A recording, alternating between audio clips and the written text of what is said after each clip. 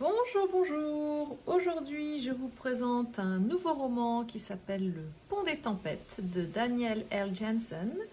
C'est une autrice américaine. À l'origine, le roman s'appelle The Bridge Kingdom. C'est sorti en 2019 aux États-Unis et c'est sorti en 2025 en version française. Alors c'est un nouveau genre que j'ai expérimenté et qui m'a donné aussi envie de partager avec vous des vidéos parce que c'est le monde de la fantasy. On est aussi dans l'ordre de la romance. Alors je connais pas encore tous les codes, notamment Instagram, avec toutes les définitions de la romance et la fantasy. Néanmoins, on est dans un type enemies to lovers, d'ennemis qui deviennent amants. Ici, je vous présente la version brochée. Donc, c'est écrit en assez gros caractères. Le livre est assez épais, mais je l'ai lu assez rapidement. Et ce que j'adore surtout, c'est la couverture que je trouve juste magnifique. Je ne sais pas si on voit bien en vidéo, mais ça brille, c'est doré. Et puis, j'aime bien, c'est un petit détail qui n'a l'air de rien, mais voilà. La petite enluminure, j'ai envie de dire, au niveau des chapitres. Moi, j'adore ça. Alors évidemment, je n'y suis pas familière, donc forcément, je trouve ça génial et magique. D'autant que j'adore les trucs un peu girly comme ça. Je vous cache ici le bas parce que c'est un livre que j'ai emprunté à la bibliothèque près de chez moi. Bibliothèque qui est assez bien fournie d'ailleurs en fantasy. Et puis c'était l'occasion aussi de découvrir cette lecture que je vais cacher tout de suite. Donc j'ai emprunté ce livre en rayon Young Adult. Au début j'ai un peu hésité parce que justement c'est Young Adult et moi je suis tout sauf une Young Adult. À part pour flatter mon ego de quarantenaire, voilà. Néanmoins, l'avantage de la lecture Young Adult, c'est que la lecture pour moi je trouve a été plutôt facile. D'ailleurs, j'ai été très surprise. En même temps, j'adore tout ce qui est film de Noël, romance, voilà. Alors attention, c'est un livre de fantasy, donc le cœur pour moi du livre, c'est pas la romance. L'histoire d'amour vient éventuellement en second lieu, mais c'est pas le sujet du livre. D'ailleurs, c'est marrant parce que au début, quand j'ai commencé à lire le livre, je me suis forcée à le lire. J'avais du mal à lire les premières pages. Je comprenais pas où j'étais en fait. Et finalement, je trouvais que ça dressait l'atmosphère du roman.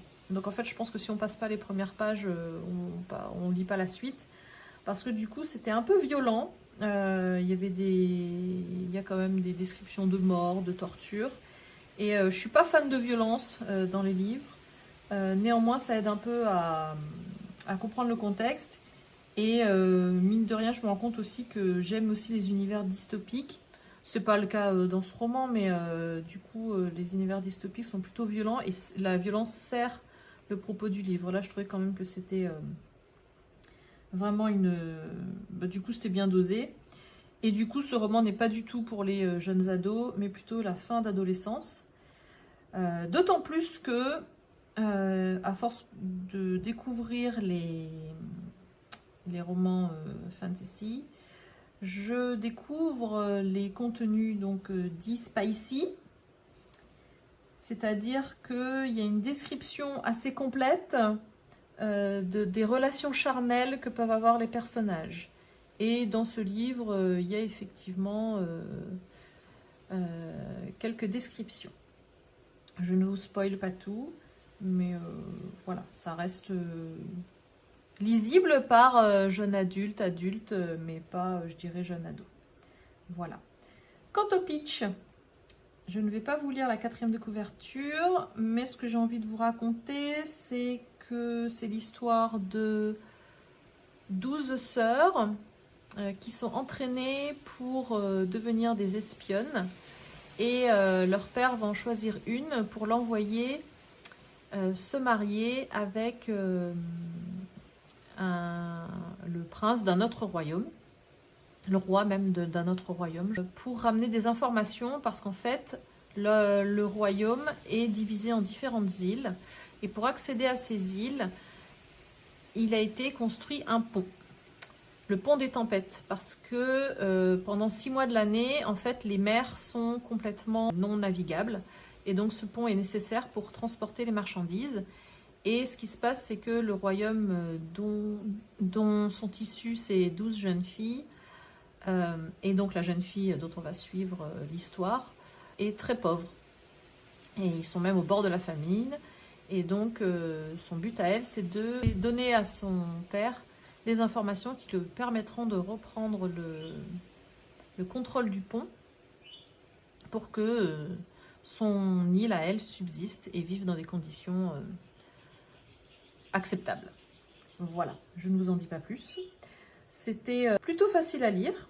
Comme je vous dis au début, j'ai eu un peu de mal. Et puis après, à partir du quart du livre à peu près, j'ai enchaîné.